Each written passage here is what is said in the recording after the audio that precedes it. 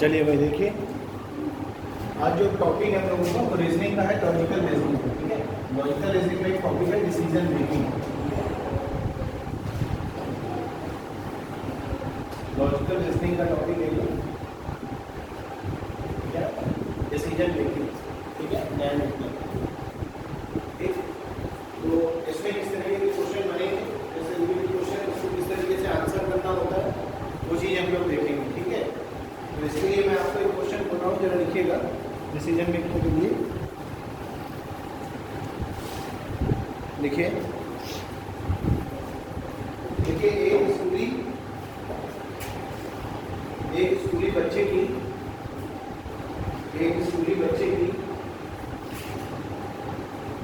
एक थानेदार की गाड़ी से दफ्तर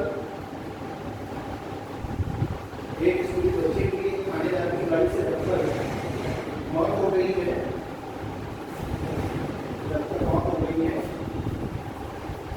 गुस्साए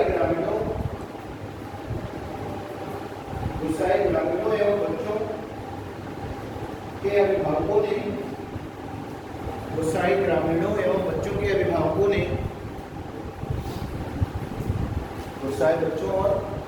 अभिभावकों ने और ग्रामीणों ने थानेदार की गाड़ी को आग के हवाले कर दिया है।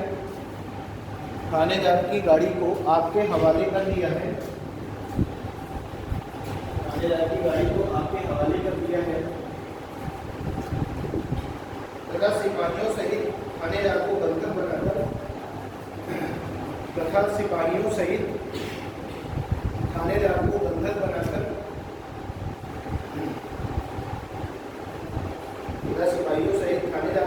बनाकर उनकी बेरहमी से पिटाई कर रहे हैं। ठीक है, उनकी बेरहमी से पिटाई कर रहे हैं। आप जिले के पुलिस प्रमुख अधिकारी हैं। आप जिले के प्रमुख पुलिस अधिकारी हैं और सूचना मिलने पर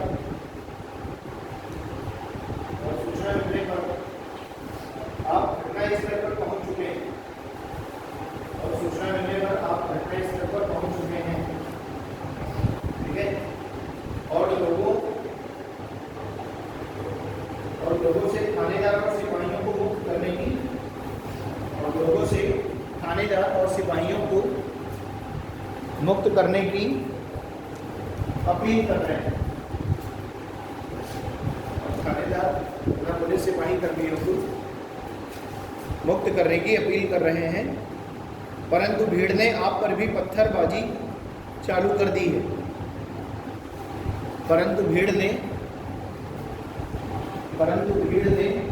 आप पर भी पत्थरबाजी चालू कर दी है। ठीक है, इस पर आपकी त्वरित प्रक्रिया क्या होगी?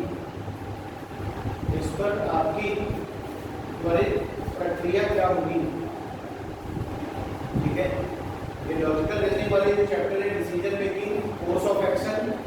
ठीक है, उसके बाद स्टेटमेंट एंड अजम्पशन, उसके बाद स्टेटमेंट एंड कंक्लूजन। 4 तरीके के क्वेश्चन बनते हैं। पहला कौन सा? Decision making and problem solving. दूसरा स्टेटमेंट एंड अजम्पशन। तीसरा स्टेटमेंट और कंक्लूजन। चौथा स्टेटमेंट और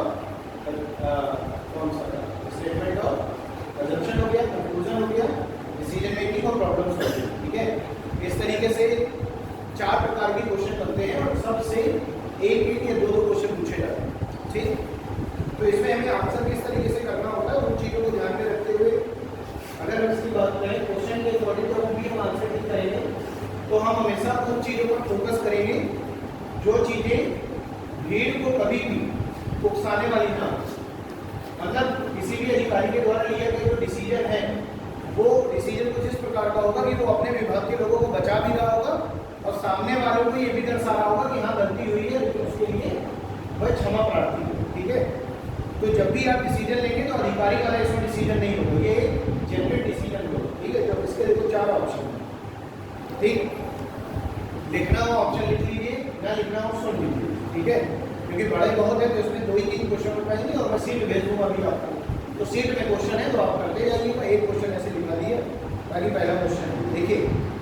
पहला एक्शन आप क्या लेंगे? पुलिस अधिकारी अधिकारी, पुलिस प्रमुख अधिकारी मतलब आप आईपीएस है, मान लीजिए पुलिस अधीक्षक एजेंसी जिले में, तो पहला एक्शन आप ये लेंगे कि आप तत्काल अपनी फोन से लोगों पर फायरिंग करने के लिए कहेंगे, जिससे थानेदार और सिपाहियों को तत्काल रिहा किया जा सके। पहली चीज तो आपके जो भी कोर्स ऑफ एक्शन होंगे, जो भी आपका डिसीजन मेकिंग होगा, वो एक पदाधिकारी होने के साथ साथ ऐसा होगा कि जनमानस की हानि नहीं होनी चाहिए। पहली चीज समझ आ रही बात। पुलिस और अधिकारी कितने बसे होंगे, 8, 10, 20, 25, 50, और भीड़ अगर 500 की है तो 500 का नुकसान करके 50 का फायदा नहीं करा सकते। ठीक। बी ऑप्शन, जिले आला अधिकारी डीआईजी, आईजी और डीएम को अवगत कराकर उनकी राय लेंगे तथा तदनुसार कार्रवाई करेंगे। ठीक है भाई, देखो सबसे पहली बात यह है कि जो आईपीएस अधिकारी होगा, पुलिस अधीक्षक, उसके ऊपर के जो अधिकारी हैं जैसे डीआईजी वगैरह होगा, ठीक है, ठीक है, तो वो क्या करेगा, डीआईजी और आईजी को, इंस्पेक्टर ऑफ जनरल, उनको जब तक वो इन्फॉर्म करेगा और उनसे ये क्या लेगा, परमिशन लेगा, राय लेगा, तब तक तो आदमी खेल कर देगा, पता चला मारे डाला पुलिस वालों। ठीक। तो ऊपर वाले अधिकारी भी सबसे पहले आपको ये फोर्स करेंगे कि भैया डिसीजन तुम ही को लेना है, कि काम तुम्हारा पहला। ठीक है। और आप अगर एज आईपीएस हैं तो आपके अंदर दिमाग होना चाहिए वीडियो कॉल में कैसे शामिल करना है।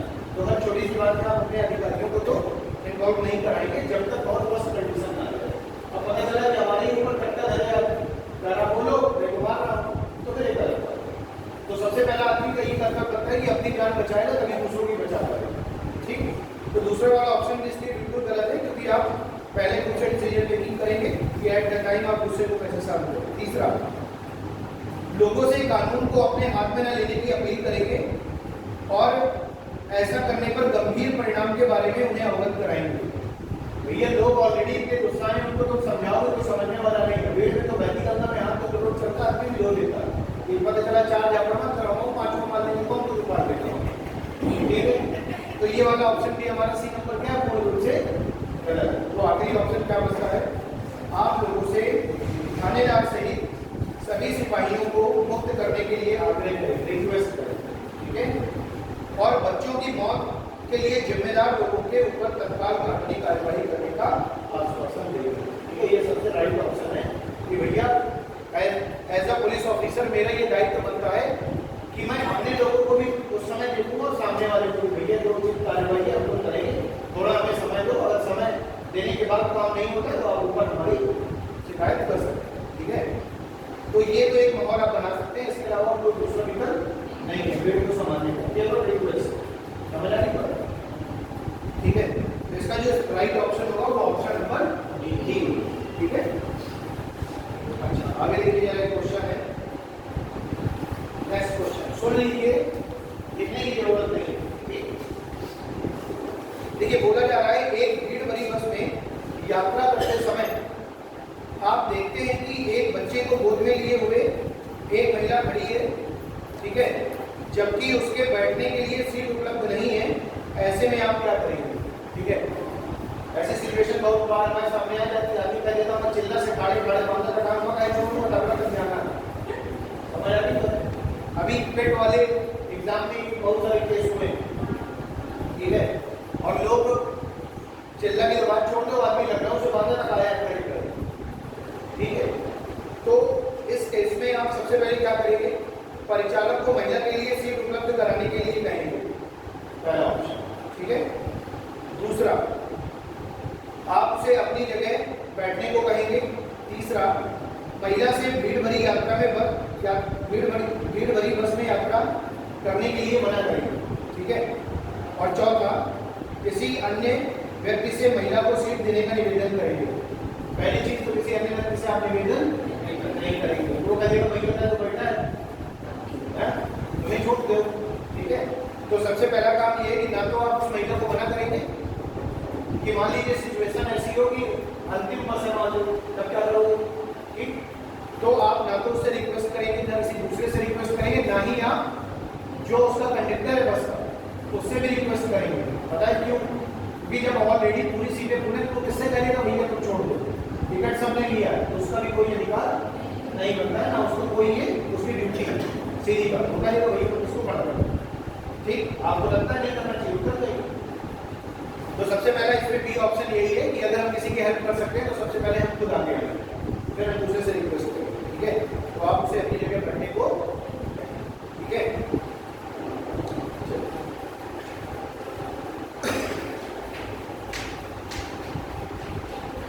आगे देखते हैं। देखिए नेक्स्ट क्वेश्चन है, आपको अपने मित्र की 10 वर्षीय पुत्री से विवाह करने का निमंत्रण प्राप्त होता है, आप क्या करेंगे?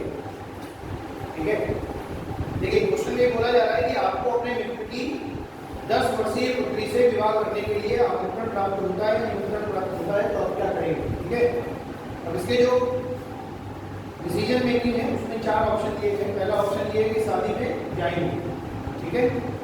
निमंत्रण प्राप्त होता है 10 वर्षीय पुत्री के विवाह का निमंत्रण, मतलब ये है कि तुम विवाह कर लो, ये भी विवाह हो रहा है, आप जो है आ जाइए, आपका निमंत्रण, ये मतलब है। शादी में जाएंगे। दूसरा, पुलिस को मामले की रिपोर्ट करेंगे। तीसरा, आप ना तो शादी में जाएंगे ना रिपोर्ट करेंगे, आप अपने मित्र के को, ठीक है, आप अपने मित्र का, अपने मित्र को मामला गैर कानूनी होने की क्या करेंगे? गैर कानूनी होने की बात को समझाएंगे, ठीक है। तो देखो 4 ऑप्शन है। पहला कि हम निमंत्रण में जाएंगे, ठीक, तो निमंत्रण में जाएंगे, जाएंगे कोई ऐसा नहीं कि नहीं जीवन में कभी जाएंगे, ये हमें पता है कि गैर कानूनी है, 18 वर्ष से कम उम्र नहीं होनी चाहिए। दूसरा, अपने मित्र को समझाने का कोई फायदा नहीं है, अगर कोई इतना ही समझदार होता तो शादी ना करता, तो उसको भी समझाने का कोई फायदा नहीं है। और कानून का ज्ञान सबको है तो कानून के समझाने का कोई फायदा नहीं है। लास्ट और लास्ट केवल एक विकल्प क्या बचता है कि हम जो है चुपचाप उसकी शिकायत करेंगे, बताएंगे कि भैया 19 वर्षीय बेटी है उसकी और उसकी क्या कर रहा है, ठीक है। तो ये तो कुछ हल्के हल्के क्वेश्चन होते हैं, जैसे जिसमें जो प्रक्रिया है वो हर बच्चा सोच ले जाता है। लेकिन कभी कभी क्या होता है कि एग्जाम में इतना बड़ा पैराग्राफ होता है जिसमें 4 से 5 केसेस दिए गए होते हैं अलग अलग, उन केसेस के आधार पे आपको आंसर चेक करने होते हैं, ठीक है। जो यूपीएससी वाला ग्रुप है उसमें सिर्फ भेज रहा हूँ, सीधे मीटिंग वाली अब आप उससे करते हैं।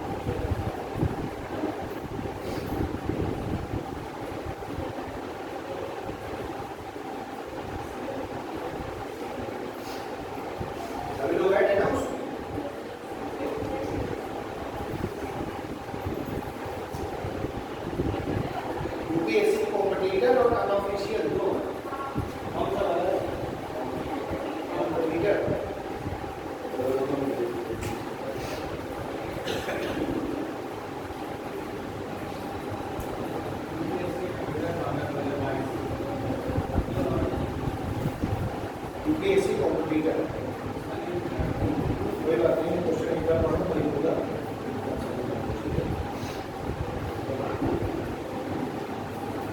8 पेज का है ये डिसीजन मेकिंग, ठीक। आगे और देखिए,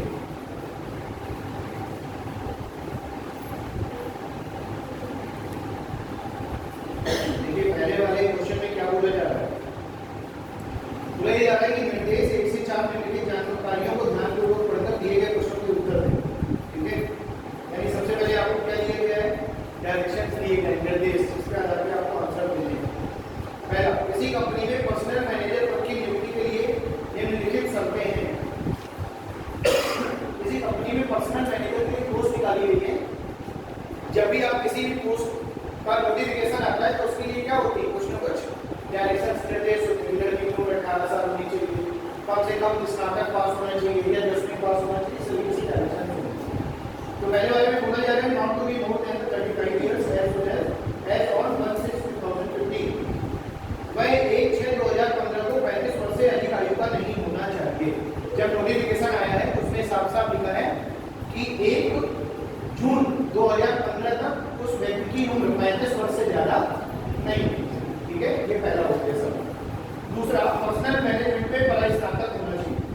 यानी कहने का मतलब ये है कि जो पोस्ट निकली लिए, पर्सनल ऑफिसर के लिए, उसके लिए आपका क्या होना चाहिए, पोस्ट ग्रेजुएशन होना चाहिए, स्नातक ग्रेजुएशन, स्नातक पोस्ट ग्रेजुएशन। आगे ये बोला जा रहा है पर्सनल अधिकारी मैनेजर के रूप में कम से कम 5 वर्ष का अनुभव होना चाहिए।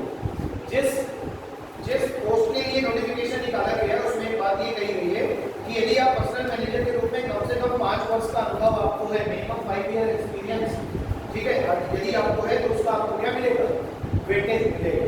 समझ आ रही है बात? आगे क्या बोला जा रहा है, अंग्रेजी का अच्छा ज्ञान होना चाहिए, ठीक है, तो कम्युनिकेशन पावर आपकी अच्छी होनी चाहिए।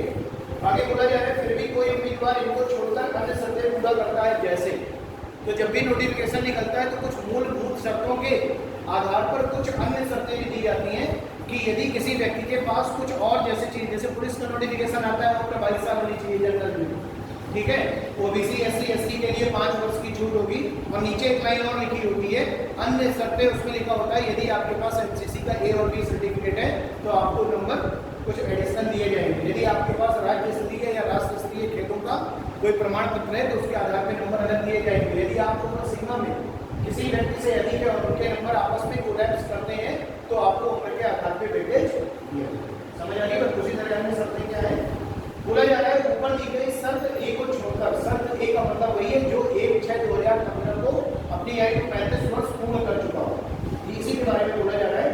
ऊपर दी गई शर्त ए को छोड़कर शेष शर्त पूरी करता हो, शेष शर्त क्या करता हो, पूरी करता हो, जैसे उसके पास पर्सनल मैनेजर के रूप में कम से कम 10 वर्ष का अनुभव हो। क्वेश्चन में ये कहा गया है कि कम से कम 5 वर्ष का अनुभव, लेकिन उसके पास कितने वर्ष का अनुभव हो, 10 वर्ष का अनुभव, तो बताओ उससे दुगना है उसको एक्सपीरियंस, उसको वेटेज मिलना चाहिए। 10 वर्ष का एक्सपीरियंस मतलब ये है कि उस फील्ड में वो क्या है, पूरी तरीके से परिपक्व, ये तो मतलब हुआ। आगे क्या बोला जा रहा है, कम से कम 10 वर्ष का अनुभव हो तो उसे विचार के लिए निदेशक के पास भेजना चाहिए। जो बोर्ड ऑफ डायरेक्टर्स होते हैं, जो डायरेक्टर निर्देशक होते हैं बोर्ड के, उनके पास आप उसका रिज्यूमे या फॉर्म क्या कर देंगे, प्रोसीड कर, मतलब आगे भेज देंगे, ठीक है, ठीक है।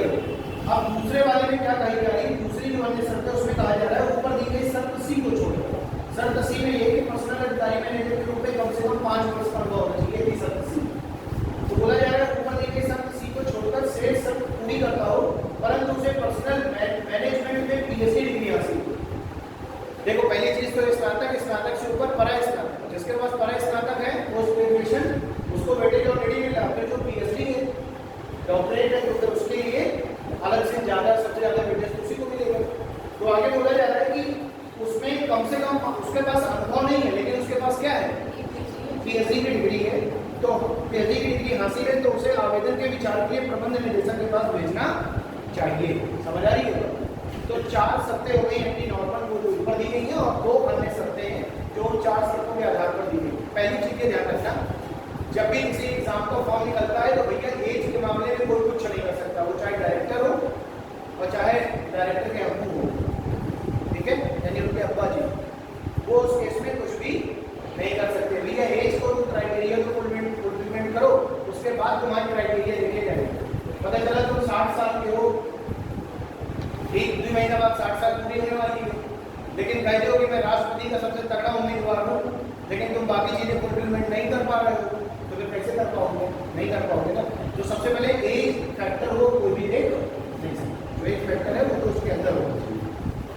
तो आगे क्या बोला जा रहा है, ऊपर के मापदंडों पर आधारित प्रत्येक मामले में दी गई सूचना पर कार्यवाही तय करते हुए आपको अन्य बातों की पूर्व धारणा बनानी है। अन्य बातों की पूर्व धारणा का मतलब ये है कि आपको क्या करना है, अपने assumptions को सोचना है, जो ऊपर दी गई जानकारियां है। और इस मामले को 1/6/2015 को दिया गया है, और ये मामला कब दिया गया है, 1/6/2015। कहा गया कि आज इनका जिसकी उम्र 35 वर्ष है वो आवेदन कर सकता है। अब नीचे देखिए क्या दिया गया, उत्तर दीजिए। पहला, यदि उम्मीदवार का चयन करना तो ऑप्शन नंबर ए सही माना जाएगा। यदि उम्मीदवार का चयन नहीं करना है तो ऑप्शन नंबर बी माना जाएगा। सी में यदि निदेशक पर्सनल के पास भेजना है, यदि आपको बोर्ड ऑफ डायरेक्टर्स के पास उसका रिज्यूमे भेजना है, तो मतलब मान लो हमने ऑप्शन चेक किए, हमें लग रहा है क्या भेजना चाहिए क्योंकि ये सारी चीजें फुलफिलमेंट कर रहा है, तो ऑप्शन क्या सही होगा, सी। और डी में दिया है यदि प्रबंध निदेशक के पास भेजना है, जो उसके ऊपर है प्रबंध निदेशक उसके पास भेजना है, तो डी। यदि आंकड़े अधूरे का मतलब है डाटा इज इनएडिक्वेट या डाटा इज इनसफिशिएंट, यदि आंकड़े अपर्याप्त है, यानी कि पूरी चीज को डिस्क्राइब नहीं किया गया क्वेश्चन में, तो आंसर क्या करेंगे? अगर क्या है, अगर या if complete information is not provided, ठीक है। आगे देखिए, लास्ट पहला क्वेश्चन पढ़िए, क्वेश्चन के आधार पे आपको आंसर देना है। अदिति सहाय को पर्सनल मैनेजमेंट में पीएचडी की डिग्री हासिल है। अच्छा ये बताओ, अगर पीएचडी की डिग्री हासिल है तो न्यूनतम 5 वर्ष वाला जो एक्सपीरियंस उसका काम क्या हो गया? मतलब तो किस शर्त में कहेंगे, अगर पीएचडी की डिग्री है तो हम उसको वेटेज देंगे, तो 5 एक्सपीरियंस 5 वर्ष वाला खत्म।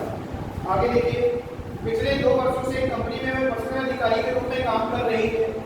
2 वर्षों से पर्सनल अधिकारी के रूप में काम कर रही है, 2 इयर्स का उसके पास एक्सपीरियंस वही है, आगे और उसे अंग्रेजी का अच्छा ज्ञान है। उसमें बोला गया है कि एक रिक्वायरमेंट जो है वो गुड कम्युनिकेशन स्किल्स की है पर्सनल ऑफिसर के लिए। तो उसके बाद 2 चीजें होंगी, क्या? पीएचडी की डिग्री, तीसरा 2 साल का एक्सपीरियंस भी है, और तीसरा उसके पास पर्सनल कम्युनिकेशन स्किल्स भी है, उसकी अपनी खुद की इंग्लिश में अच्छी कमांड है। आगे क्या बोला जा रहा है? तथा उसका जन्म नवंबर 1979 को हुआ। नवंबर 1979, 79, 80, 21 और 15, 36 साल, और होना कितना चाहिए? 35 साल। तो क्या इसका चयन कर पाओ? नहीं कर पाओ। क्या आगे इसको भेज पाओ? नहीं भेज पाओ। रिज्यूमे देखोगे डेट ऑफ बर्थ के हिसाब से, फॉर्म को कैंसिल करके आप देखो, ठीक है। तो इसमें आप क्या सही करेंगे? यदि उम्मीदवार का चयन नहीं करना, ये तो आपको क्लियर है, ठीक है ना। उम्मीदवार का चयन नहीं हो सकता क्योंकि वो एज के क्राइटेरिया को फुलफिल करेंगे, तो आप यहाँ पे क्या कर देंगे? तो आंसर नंबर कौन सा सही हो जाएगा? B is the correct answer of this particular question, ठीक।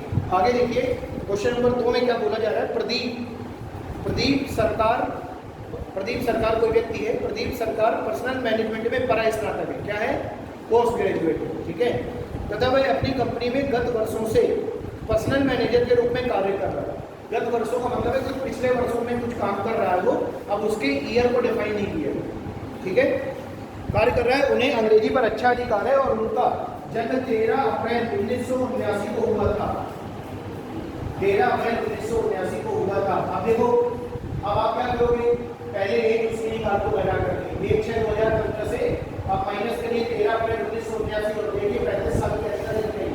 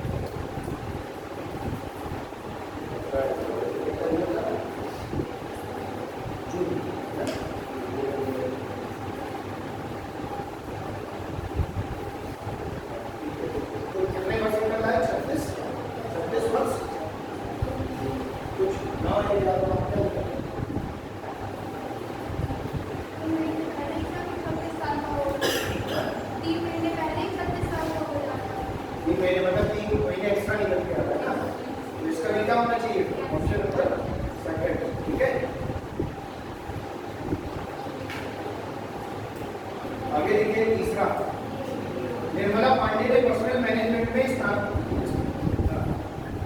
आपको उत्तर दिया है, मतलब कि पोस्ट ग्रेजुएशन है कि परीक्षा उत्तीर्ण की है, उन्हें अंग्रेजी पर अच्छा अधिकार है। गत 5 वर्षों से एक कंपनी में क्या कर रही है? एक कंपनी में बताओ पर्सनल ऑफिसर कार्य कर रही है। देखो तीनों रिक्वायरमेंट फुलफिलमेंट हो गई, और आगे लिखा गया है कि उसका जन्म 17 मई 1984 को हो जाएगा, ठीक है। तो इसका क्या हो जाएगा? इसके लिए आप क्या करेंगे? कौन सा ऑप्शन सही होगा?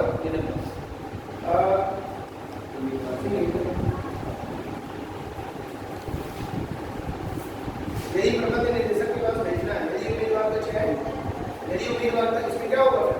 उम्मीदवार का चयन करना है, ठीक है। क्योंकि 5 वर्ष की क्या उसके पास एक्सपीरियंस भी है, और क्या है?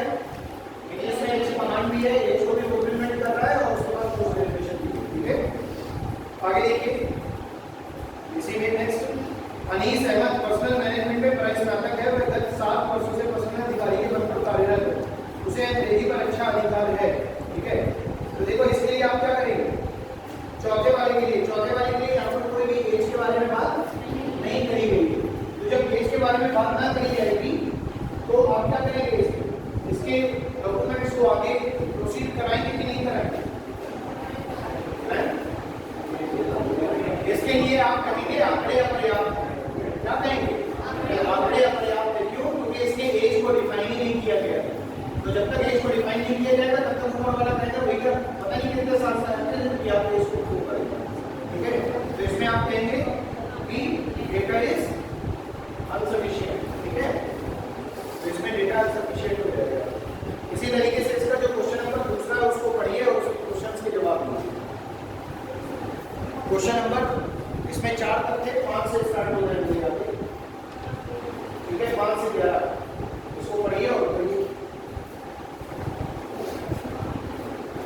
नहीं है इसको ही नहीं है तुम लोगों को, तो फोन नहीं किया हो गया।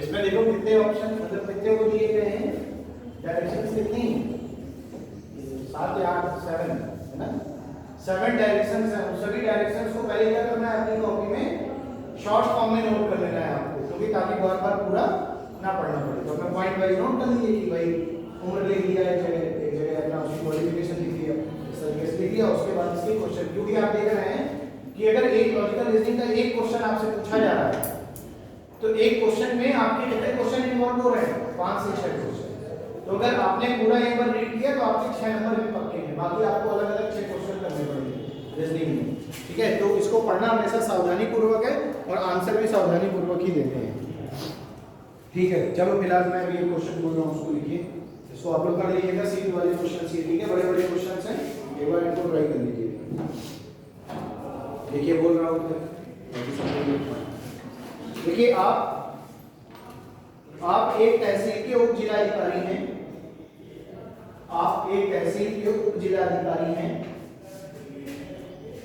आप एक तहसील के उप जिलाधिकारी हैं। आपके पास सैकड़ों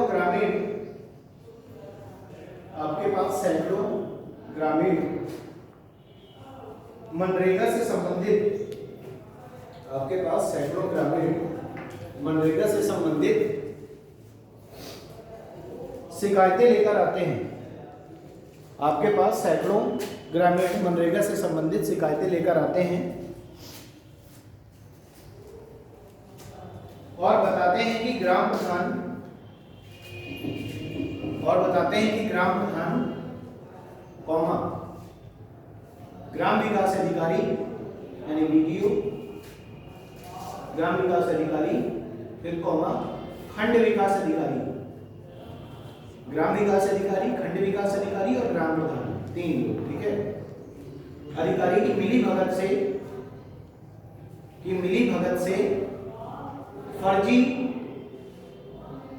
फर्जी जॉब कार्ड बनाकर बैंकों से पैसा निकाला जा रहा है। फर्जी जॉब कार्ड बनाकर बैंकों से पैसा निकाला जा रहा है, ठीक है। और विकास के नाम पर केवल कागजी कार्यवाही और विकास के नाम पर केवल कागजी खाना पूर्ति कागजी खाना पूर्ति हुई है, कागजी खाना पूर्ति हुई है। आपकी प्रतिक्रिया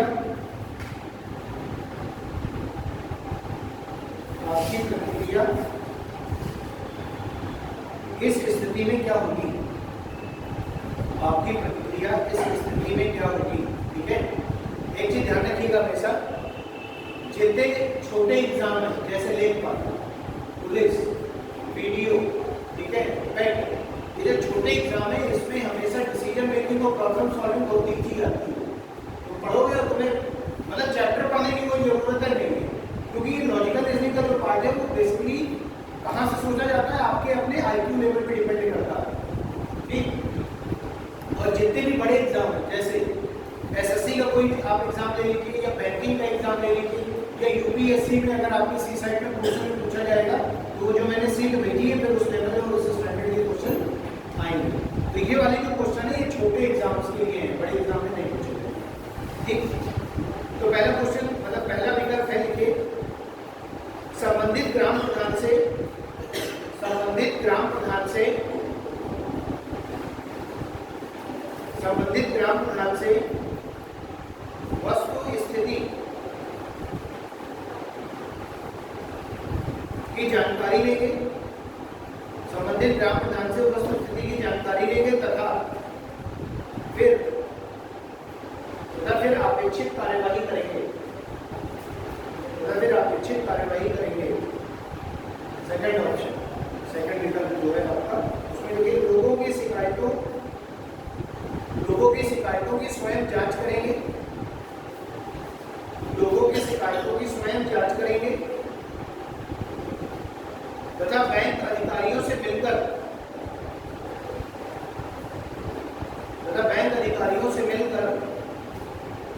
फर्जी जॉब कार्ड के बारे में फर्जी जॉब कार्डों के बारे में वस्तु स्थिति की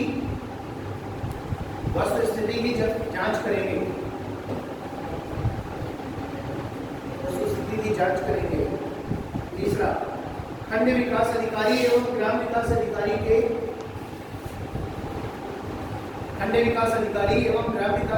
के निलंबन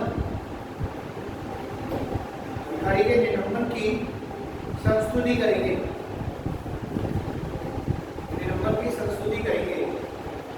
ठीक है। और लास्ट है शिकायत की निष्पक्ष जांच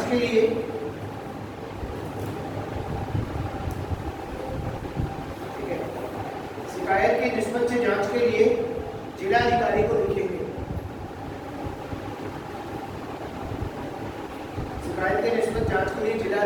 लिखेंगे, क्या होगा इसका? बी। और बताइए, देखिए पहले वाले में क्या बोला जा रहा है? पहले वाले में ये बोला जा रहा है कि आप ग्राम प्रधान के पास क्या करेंगे, जाएंगे। जब सीधा आपके स्टेटमेंट में बोला जा रहा है कि ग्राम प्रधान, ग्राम विकास अधिकारी और खंड विकास अधिकारी की मिली भगत से फर्जी कार्ड धारक बना करके बैंक से पैसा निकाला जा रहा है, इन्वॉल्वमेंट जिसका है उसी के पास जाओगे तो पहले क्या तुम्हारा रोल होगा? तो पहला ऑप्शन गलत है। दूसरे ऑप्शन में क्या बोला जा रहा है कि आप क्या करेंगे, स्वयं, है ना, आप स्वयं लोगों से मिलेंगे और जो धांधली हो रही है उसके बारे में जानकारी लेंगे और फिर उसकी क्या करेंगे, अपने स्तर पर जांच करेंगे। अगर तुमने सीधे डायरेक्ट तुमने लेटर लिख दिया डीएम को, मान लो अगर ये सब करना नहीं है तो फिर तो उल्टा बच जाओगे। तो पहले आप अपने आप को 100% श्योर कर लो कि गड़बड़ हो रही है, तो पहले आप उसकी जांच पड़ताल खुद करें और फिर अधिकारी को भेजें। तीसरे नंबर में ग्राम विकास अधिकारी और खंड शिक्षा अधिकारी के निलंबन की मांग करने का अभी कोई फायदा नहीं है जब तक उनका गुनाह बिल्कुल 100% क्लियर नहीं हो जाता। और जिलाधिकारी को आप हर एक छोटी बात में आप जिलाधिकारी के लिए लेटर नहीं लिख सकते हैं, पहले आप कंफर्म कीजिए, फिर उसके ऊपर और भी नीचे अधिकारी है, डीएम है, एडीएम है, सीडीओ है, और उसके बाद आपका डीएम, ठीक है ना। तो इस तरीके से आपको काम करना पड़ेगा। सबसे पहले आपको खुद जांच करनी पड़ेगी, ठीक है।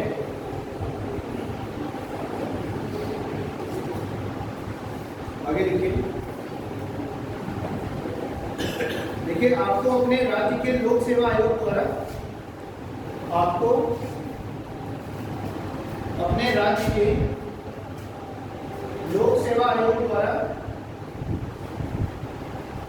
आपको अपने राज्य के लोक सेवा आयोग द्वारा खाद्य वितरण अधिकारी पद के, खाद्य वितरण अधिकारी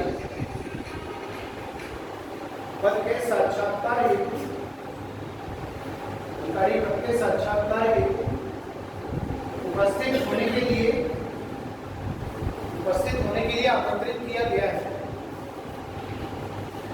उपस्थित होने के लिए आमंत्रित किया गया है। आप रेलवे स्टेशन पर पहुंचते हैं, आप रेलवे स्टेशन पर पहुंचते हैं, पर टिकट खिड़की पर लंबी कतार देखते हैं, पर टिकट खिड़की पर लंबी कतार देखते हैं, टिकट खिड़की पर लंबी कतार देखते हैं और ट्रेन रवाना होने को है, और ट्रेन रवाना होने को है, और आप बिना टिकट लिए ही गाड़ी में बैठ जाते हैं, और आप बिना टिकट लिए ही गाड़ी में बैठ जाते हैं। ठीक, अपने डिब्बे में टिकट जांचकर्ता को, अपने डिब्बे में टिकट जांचकर्ता को प्रवेश होते देख, अपने डिब्बे में टिकट जांचकर्ता को प्रवेश करते हुए देख आप क्या निश्चय करेंगे? आप क्या प्रयोग, मतलब आप क्या निश्चय करेंगे? ठीक है, पहला ऑप्शन ये, शौचालय में छिपने का प्रयास करेंगे। आधे जने उठ जाते हैं, जब तक ये जाएंगे नहीं तब तक हम बाहर आएंगे। ठीक, आप शौचालय में छिपने का प्रयास करेंगे। टिकट जांचकर्ता से साक्षात्कार में सम्मिलित होने की, टिकट जांचकर्ता से साक्षात्कार में सम्मिलित होने की आवश्यकता के आधार पर, साक्षात्कार में शामिल होने की आवश्यकता के आधार पर बिना टिकट यात्रा करने के लिए निवेदन करेंगे। बिना टिकट यात्रा करने के लिए निवेदन करेंगे। सी ऑप्शन, अपने को कानूनी कार्यवाही के लिए प्रस्तुत करने का निवेदन करेंगे। अपने को कानूनी कार्यवाही के लिए प्रस्तुत करने का निवेदन करेंगे। ठीक, और आखिरी, टिकट जांचकर्ता से झगड़ा प्रारंभ कर देंगे। टिकट जांचकर्ता से झगड़ा प्रारंभ कर देंगे। चेन्नई एक्सप्रेस वाले बन जाएंगे, तो इस केस में आप क्या करेंगे? बी सी बी क्या लिखा है? बी नहीं होगा, क्या होगा? आप सीधे सीधे टिकट जांचकर्ता टीटीसी कहेंगे, या गलती तो हो ही गई है। ठीक है, क्योंकि रिक्वायरमेंट कुछ ऐसी थी जिसकी वजह से मुझे क्या करना पड़ा, कानून को तोड़ना पड़ा। अगर आप इसके लिए उचित कार्रवाई करना चाहते हैं तो भैया करो, और क्या करो। अब उचित कार्रवाई क्या होगी? अब अगर तुमने उससे ये कह दिया कि भैया पैसा नहीं है, इसके टिकट नहीं दे पाए, अच्छा मैं बताओ इंटरव्यू भी लगा, या पेट का पेपर तो आया नहीं, पता चला 25 लाख आदमी आ रहा है, मार डंडा पेट देगा है ना। तो उससे निवेदन करने का कोई मतलब है नहीं। उससे आप सीधे ये कहेंगे ये जो पेनल्टी हो गई हो, ठीक है, और जो कार्यवाही हो सकती है कर दो। ठीक, तो आपको भगा तो दिया नहीं है भाई। क्या होगा, क्या होगा इस केस में? टिकट से 5 गुने ज्यादा वैसे आपसे 50 रुपये रसीद पे करेगा, ठीक है, क्योंकि उसको भी प्रूफ देगा ना। तो कहने का मतलब ये है कि आप क्या करेंगे, उससे सीधे सीधे कहेंगे भैया जो उचित कार्रवाई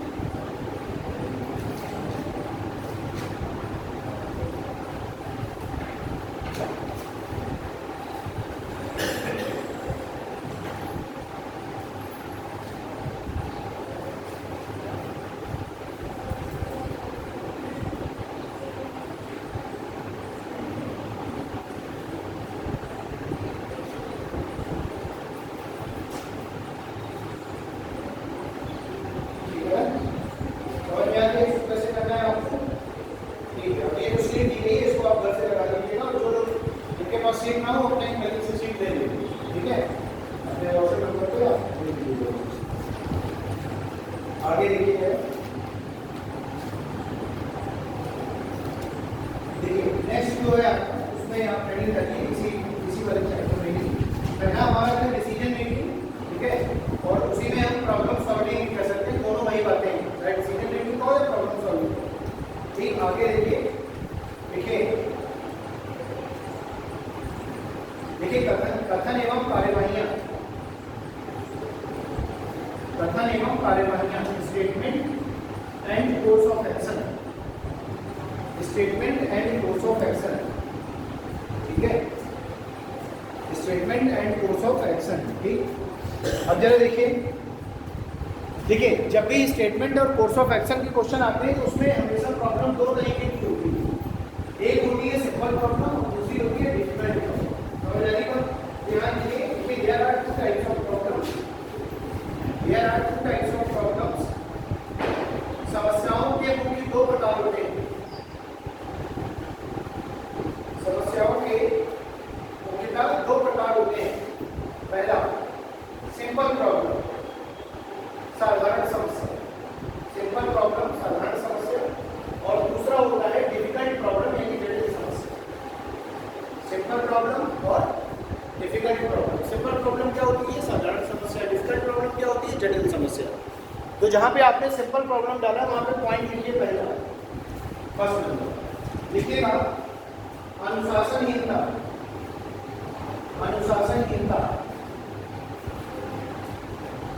ठीक है। दूसरा बाल अपराध, और तीसरा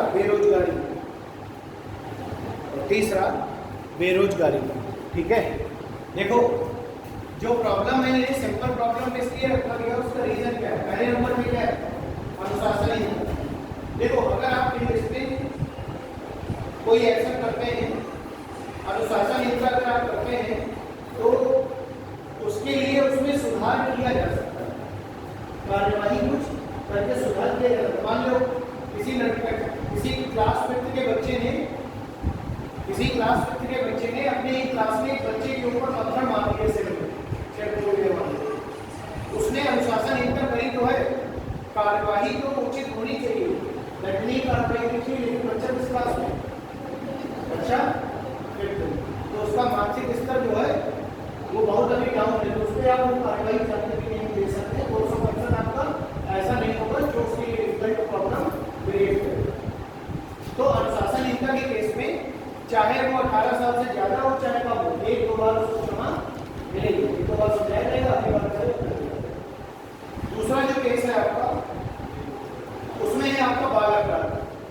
देखो बाल अपराध जो होता है, ठीक है, उसमें भी आपको क्या करना पड़ेगा, रियायत देनी पड़ेगी। उसको आप जानबूझ करके उस दायरे में नहीं कर सकते हैं जो वयस्क के दायरे में आनी चाहिए। तो बाल अपराध भी आप क्या करेंगे, आप नॉर्मल प्रॉब्लम करोगे, अगर छोटे बच्चे से कोई अपराध हो सकता है उसके लिए कोर्ट कुछ नहीं कर सकता।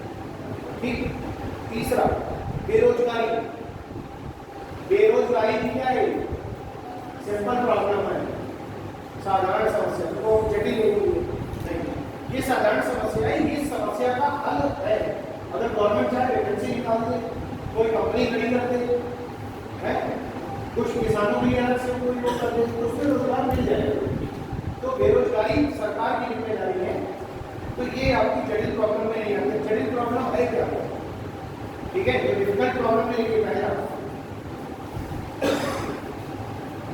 बाढ़, ठीक है, बाढ़। दूसरा महामारी कोविड, ठीक है, कोविड क्या है, जटिल समस्या है, जिसका हल सरकार के पास भी ना हो, वो क्या है, जटिल समस्या। समझ आ रही है? अब गवर्नमेंट बढ़ा करके 1.5 साल में किसी प्रकार कंट्रोल कर पाई है, लेकिन हाथ में किसी पे नहीं है, तो ये डिफिकल्ट प्रॉब्लम है। बाढ़ किसी के हाथ में नहीं है, सुनामी किसी के हाथ में नहीं है। इसी तरीके से आगे है उग्रवाद, ठीक है, उग्रवाद, ट्रेन दुर्घटना, पॉइंट वाइज लिखते जाइएगा, ट्रेन दुर्घटना, और लास्ट है, ठीक है, नशीले पदार्थ, नशीले पदार्थ। ठीक, अब लिखिए जरा एक स्टेटमेंट। तो प्रॉब्लम कितनी तरीके की होती है? दो तरीके की, एक होती है सिंपल प्रॉब्लम, दूसरी होती है डिफरेंट प्रॉब्लम। डिफरेंट प्रॉब्लम में ये है जिसके पास गवर्नमेंट के पास तुरंत उसको हैंडल करने की पावर नहीं है, वो ये नहीं होगी समय के साथ। ठीक है, और सिंपल प्रॉब्लम में आप एक्शन ले सकते हैं। तो आगे देखिए जरा एक स्टेटमेंट लिखिए, शहर के किसी कॉलेज के समीप, शहर के किसी कॉलेज के समीप एक बच्चे को पुलिस ने, शहर के किसी कॉलेज के समीप एक बच्चे को पुलिस ने नशीले ड्रग्स की बिक्री करते हुए पकड़ा, नशीले ड्रग्स की बिक्री करते हुए पकड़ा।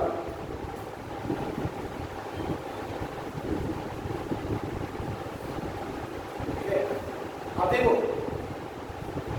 स्टेटमेंट और कोर्स ऑफ एक्शन का मतलब है कि स्टेटमेंट है कथन जो घटना हुई, और कोर्स ऑफ एक्शन का मतलब है उचित कार्यवाही जो कौन करेगा, हम, आप या पुलिस या वहां के लोग, स्थानीय लोग जहां पर घटना हो रही है। उसमें पहले लिखिए, पुलिस को उस बच्चे को पीटना चाहिए, पुलिस को उस बच्चे को पीटना चाहिए।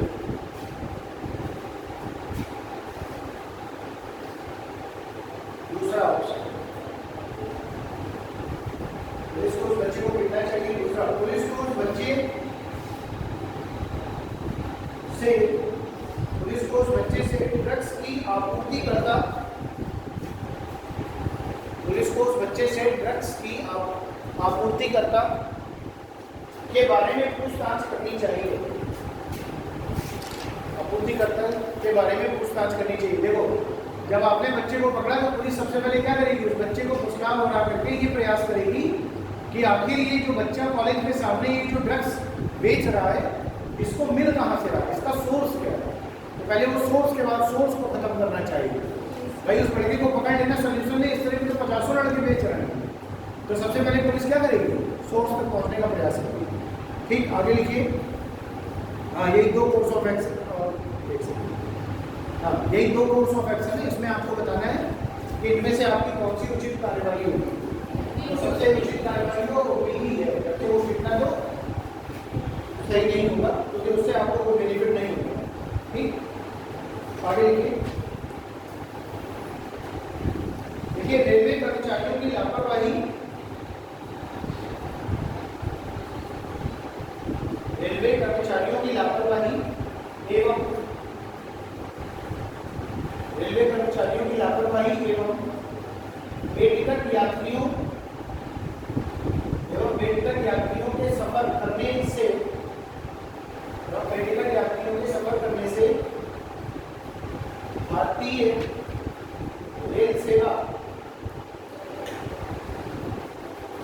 यात्रियों के बेटिकट सफर करने से यात्री वो भारतीय रेल सेवा हमेशा घाटे पर चल रही है, हमेशा घाटे पर चल रही है।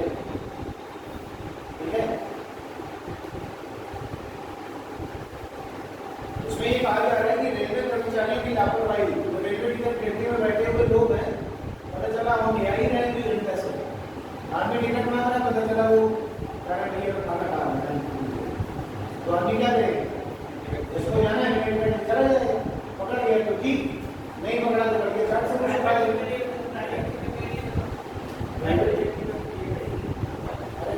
उसकी कोई बात नहीं हो रही है, केसेस निकालने में तो आपकी बात कही जा रही है रेलवे की, यानी कि वो गवर्नमेंट रेलवे की, बाकी अब तो ऑनलाइन भी चल रहा है, आदमी चाहे तो ऑनलाइन भी देगा। जिसको लापरवाही करनी है वो पूरा प्रयास करेगा कि लापरवाही करे। ठीक है, चाहे वो एम्प्लॉई हो चाहे वो व्यक्ति।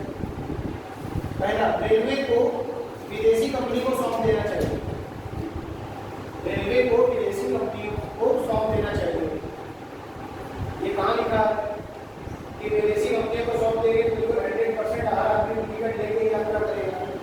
और दूसरी चीज, इंडियन रेलवे जो सबसे बड़ी क्या है अपने देश की एक सबसे बड़ा एक सेक्टर है, सर्विस सेक्टर है, उसको बेच देना किसी दूसरे अपने हाथों में रूप से सही नहीं। दूसरा, रेलवे को किसी निजी कंपनी को सौंप देना चाहिए, कंपनी को सौंप देना चाहिए? बताइए कौन सा सही होगा? बी नंबर, दोनों गलत हो, दोनों गलत। ना तो आप विदेशी कंपनी को सौंप देंगे, ना निजी कंपनी को सौंप देंगे। ये बताइए अगर हर विभाग में ऐसा ही होने लगे तो फिर हर विभाग मिल जाना चाहिए। भैया को तो प्रधानमंत्री चाहे विदेश बेचना तो आप करेंगे, पता चला वो चिट्ठे से जाएगा, पता चला रसिया गया और रसिया में गया या एनटीपीसी में भी गई है तो क्या करना? हमारे संविधान में जो उसको अधिकार प्राप्त है उसका तो कर ही देगा ना, बाकी कुछ कर पाए या ना कर पाए अपनी हिस्सा में चाहता रहेगा। तुम्हारे पिता जी मेहमान वो सब होता है, उन्होंने जितनी प्रॉपर्टी बनाया जब वो चाहे नहीं मैं 50% प्रॉपर्टी बेचना चाहते तुम कुछ कर पाओ। तुम्हारा अधिकार तो कब है ना जब वो तुम्हें छोड़ के जाएंगे, और जब पहले ही नहीं जाएंगे तो तुम अधिकार क्या दिखाओगे? समझ आ नहीं पता। तो इसका मतलब ये है कि जो आदमी बिना टिकट के यात्रा कर रहा है और जो रेलवे कर्मचारी लापरवाही कर रहा है उसके खिलाफ सख्त कार्रवाई। एक टीटी को पूरी ट्रेन दे रहे हो चेक करने की, एक की जगह 5 लगाओ ना भाई। क्या होगा अगर तुमने 5 लोगों को सर्विस दी है तो 5 लोगों की वेतन जाएगी तो टिकट से पैसा भी तो ज्यादा है। 100 लोगों में जो 50 लोग ऐसे बैठे हैं 40 लोग कि उन्हें पता चला कि मुझे जहाँ पहुँच रहे हैं चौड़ी में पता चला तो वो केस क्या हो जाएगा? खत्म हो जाएगा। तो अगर आप एम्प्लॉयमेंट देंगे सैलरी ज्यादा देंगे तो आपको आउटपुट भी मिलेगा। अब गवर्नमेंट हर चीज में जिससे जोड़ रही है तो उसमें गवर्नमेंट पहले यही देखती है, पहले सुधार किए आउटपुट नजर नहीं है तो वो जान नहीं है भैया सुधार नहीं होता, मैक्सिमम लेवल पे हमने काम कर दिया है अब सुधार नहीं होता। अब देखिए गवर्नमेंट के जो अपने कोर्स ऑफ एक्शन है गवर्नमेंट बहुत सोच के डिसीजन लेती है। जैसे अभी भी आया बताओ किसने हत्या नहीं कर सकता, कितने लड़के लोग नहीं बने, माँ बाप भी मर गए, लड़का भी मर गया। अब अगर मैं अपने दिमाग से सोचता हूँ समझना तो मुझे लगता है बहुत गलत हुआ, दिल से सोचता हूँ तो लगता है बहुत गलत हुआ। जो बच्चा इंटर पास करने के बाद जिसका सपना ये कि मैं इंडियन आर्मी में जाऊँ, भैया मैं इतना पढ़ने में होशियार नहीं मैं आईएएस बनूंगा, हर बच्चा आईएएस तो बन नहीं सकता। तो वो ये चाहेगा कि भैया मैं कहीं भी घुस जाऊँ जिससे मेरे घर परिवार के काम चले गए। पहला पॉइंट।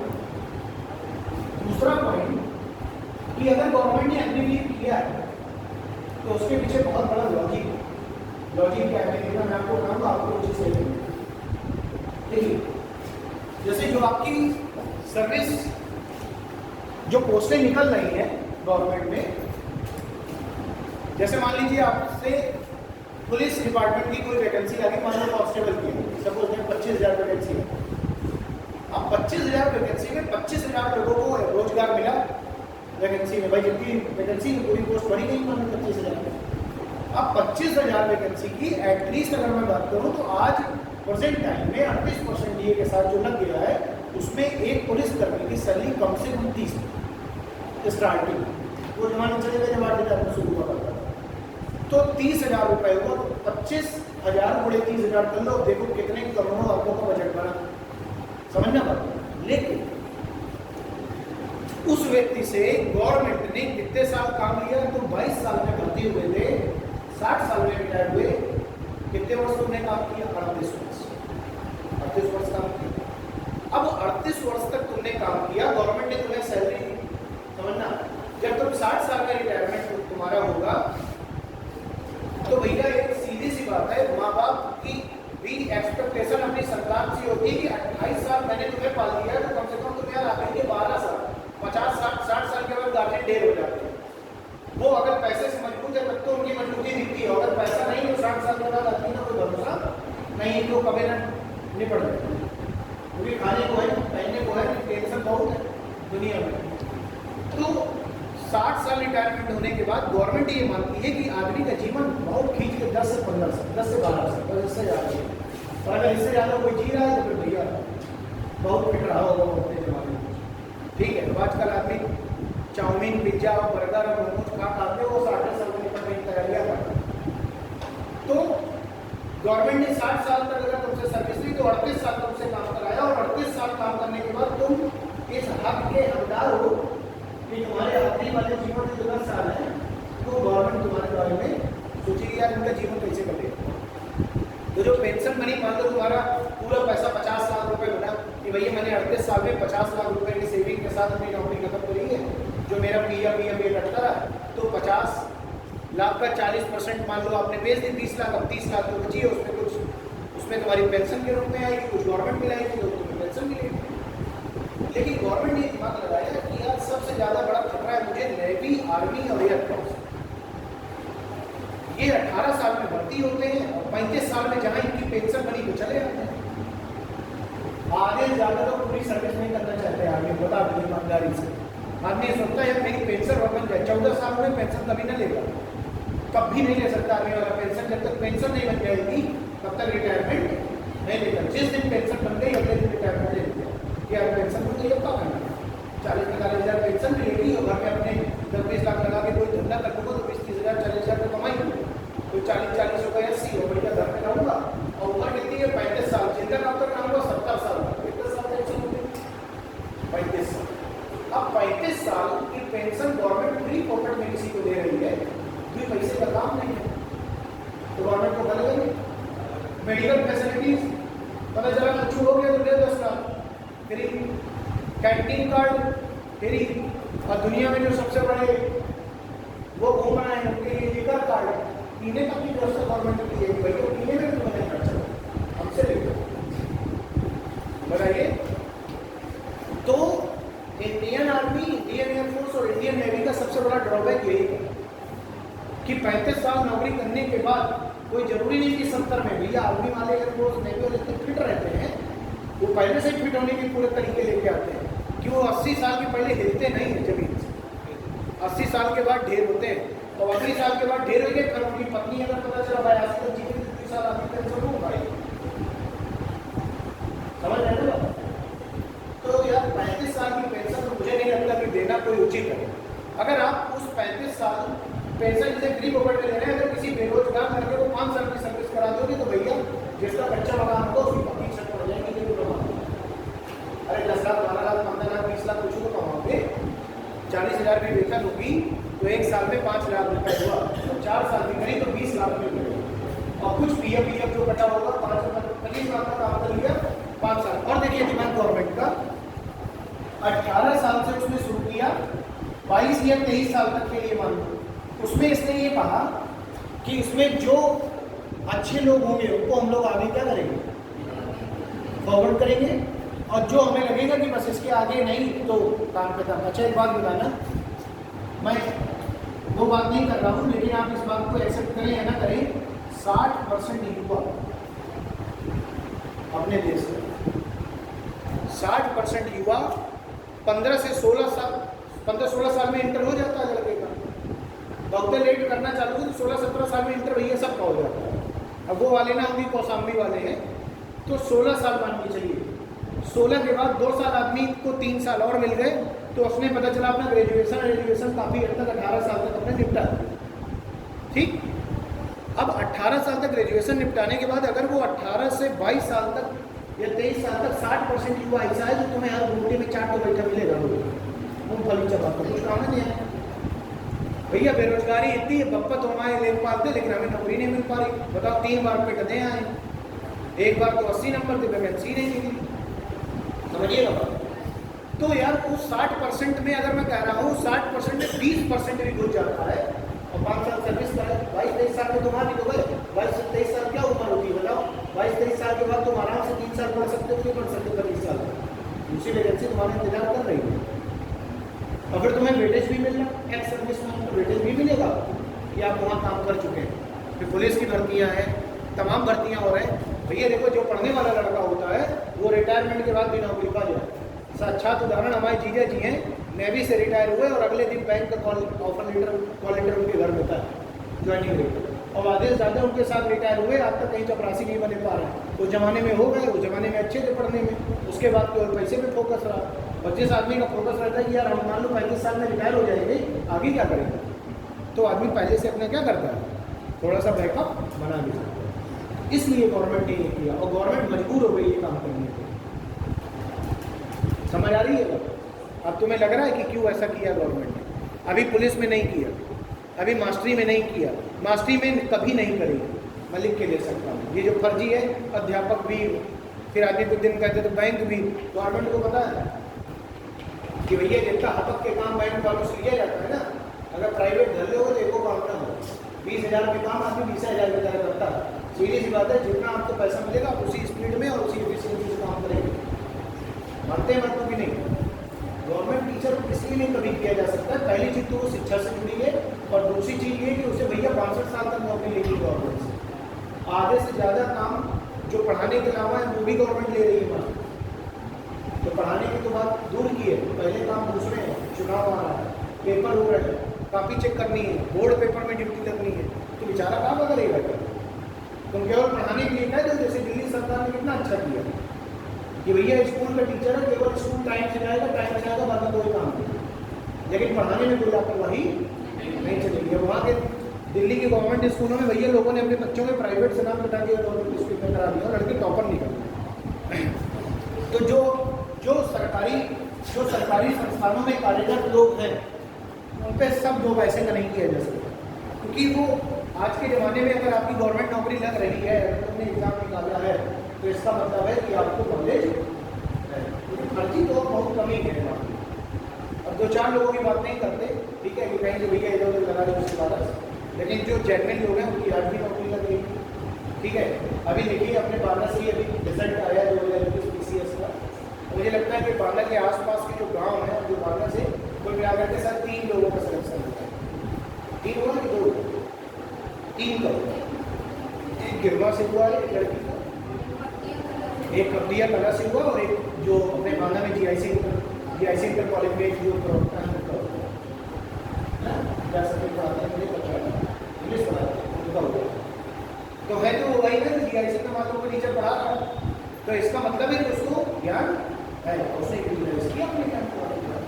तो इसलिए कि कुछ चीज़ें ऐसी हैं जिसमें गवर्नमेंट चाह करके भी भैया कुछ नहीं कर सकती है, और इसीलिए इस चक्कर में अग्निवीर आया है। और अब देखिए कम से कम आदमी फोकस तो कर रहा है, 3 साल 4 साल करेगा, फिर अपना देखेगा क्या करना है। और देखो ये तो सच्चाई है कि गवर्नमेंट सबको तो रोजगार देती है, इस बात को मानते हो कि नहीं मानते? अभी पता चला ऐसे घर भी हमें मिले कि पता चला खानदान की पूरी लिस्ट है, कहना देगी गवर्नमेंट। पता चला एक घर में 14 जने, 8 भाई 6 बहनी, अपने गाँव के, और 2 जने माता जी का, कितने हो गए? 16 जने। और बताओ 16 जने ठेका दिया गवर्नमेंट की, सबको चलवाओ, पुलिस में आओ, पुलिस पाल में आओ, तो संभव नहीं है। गवर्नमेंट केवल कुछ ही % लोगों को, अगर देखा जाए तो गवर्नमेंट में मुश्किल से मुश्किल 100% की अगर बात कर लें तो गवर्नमेंट ज़्यादा से ज़्यादा 10-20% लोगों को नौकरी दे सकती है। इससे ज़्यादा गवर्नमेंट चाहे जिसकी आ जाए नौकरी नहीं दे सकती। और इस गवर्नमेंट में थोड़ा आदमी और इसलिए बोल रहा है कि इसमें काम दम से लिया जाता है, लापरवाही कोई नहीं है ना। तो ये चक्कर है। अब देखो विभागों की जो, अब देखिए फिर इस बार CGL में 20,000 पोस्टें हैं। 20,000 पोस्टें बहुत हैं, जिसका होना है उसका हो जाएगा, जिसका नहीं होना वो ये कहता रहेगा अरे यार वैकेंसी नहीं है, अरे यार वैकेंसी नहीं है।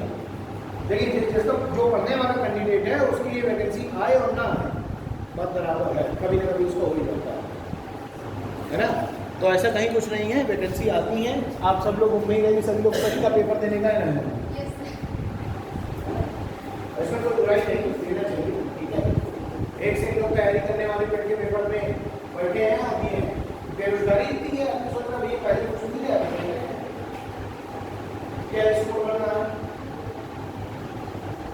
कितने लोग दिए हैं पहले पेपर का पेपर? ये बताओ ईमानदारी से बताना, इसके 80 नंबर के ऊपर आता है। चेक नहीं किया है लेकिन एक अंदाजा चल जाता है। जब भी आप पेपर देते हैं तो आपको पता चल जाता है कि मेरे इसके लमसम सॉल्यूशन कितने लोग ऐसे हैं जिनको लगा कि मेरे 70 के ऊपर आ जाए, ऊपर आ जाए। कितने आ जाए? 73, मतलब -7 के बाद। कुल अटेम्प्ट कितने थे? 80। 20 गलत हो गया, 1/4 5 निकल गया है 75। ठीक है, 70 ऊपर तक आप चल जाएगा। और किसी का आप लोग नहीं लिखे 70 के ऊपर और किसी का आ रहा। देखिए अगर 70 से कम है तो कुछ नहीं, क्योंकि इस बार लोगों की संख्या ज़्यादा है, 25 लोगों 25 लाख लोगों ने फॉर्म भरा है। हमें जो एग्जाम दिए 237 लाख के आसपास, तो 70% तो कम से कम होना ही चाहिए। और दो वैकेंसी आपको जरूर मिलेगी, एक मेडिकल और दूसरी वीडियो एंड बाकी वैकेंसी को बढ़िया करना भी नहीं जवाब है तब स्कोर कार्ड को थोड़े दिन और वैलिडिटी मिलनी चाहिए। अगर एक साल के जब तक गवर्नमेंट का प्रोसेस होता है स्कोर कार्ड खत्म हो जाता है। पिछले बार वाली ना 3 है, एक का है 3 हो, एक का है वो आपका नहीं एक हाँ सप्लाई इसका रिजल्ट आ गया सर, यदि मेरे के लिए 80 है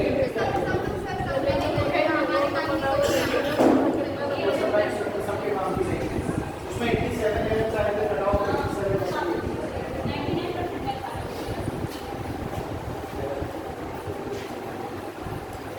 प्रयास करना अपना काम है। ठीक है, देखिए आपकी सीट में जो क्वेश्चन है उनको आप लगा लीजिएगा, पर आपका टेस्ट में आपका स्टेटमेंट और ये वाला मतलब डिसीजन मेकिंग को प्रॉब्लम